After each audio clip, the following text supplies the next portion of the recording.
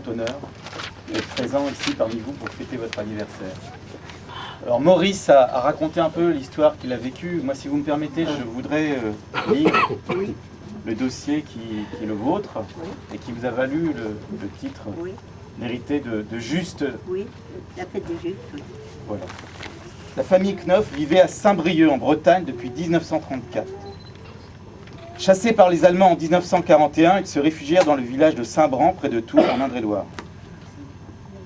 Le 8 janvier 1942 fut une journée particulièrement froide. Et M. Knof, à la recherche de bois de chauffage, entendu dire qu'il y en avait à la ferme des Bosonnes.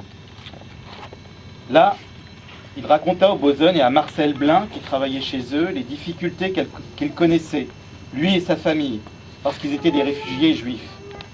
Les Bosonnes lui offrirent l'hospitalité et les Knof vécurent à la ferme pendant près de 6 mois, jusqu'à une semaine avant la grande rafle des 15 et 17 juillet 1942. Madame Knof était alors atteinte d'une pneumonie. Aussi son mari s'enfuit-il, seul en zone sud, laissant leur petit garçon de 4 ans avec sa maman. Marcel Blin s'occupa d'eux avec dévouement. À l'arrivée des gendarmes qui cherchaient des juifs, elle cacha l'enfant dans une meule de foin au grenier.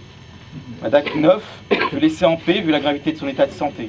La mère et l'enfant restaient encore 2 mois à la ferme avant de pouvoir prendre à leur tour le chemin du sud au mois d'août 1942. L'attitude de Marcel était d'autant plus courageuse qu'elle devait affronter l'hostilité de ses proches et celle de ses patrons. Il est hors de doute qu'elle sauva la vie des Knof pour des raisons purement humanitaires. Après la guerre, la famille Knof resta en contact avec Marcel Blin, tel que Maurice l'a raconté. Et le 28 février 1985, Yad Vashem a décerné à Marcel Blin le titre de Juste des Nations. À Jérusalem. À Jérusalem. Elle était à Jérusalem. Voilà, je voulais raconter cette histoire et vous dire combien est mon émotion grande aujourd'hui d'être avec vous. Merci. Peut-être que ces cérémonies ont un double intérêt. Le plus grand, bien sûr, c'est de vous honorer. L'autre est également peut-être de nous faire réfléchir sur ce que c'est qu'être injuste aujourd'hui. Je crois que chacun doit avoir cette question à l'esprit.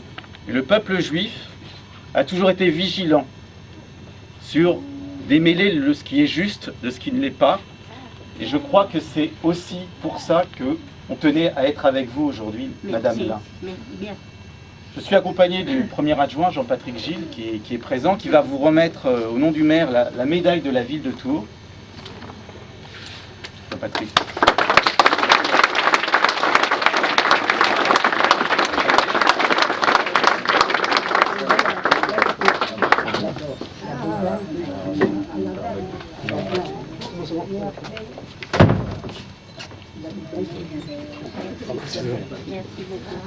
Et si vous me permettez, je vais également vous faire la bise et vous dire encore merci et bravo. C'est pas d'occasion pour en profiter.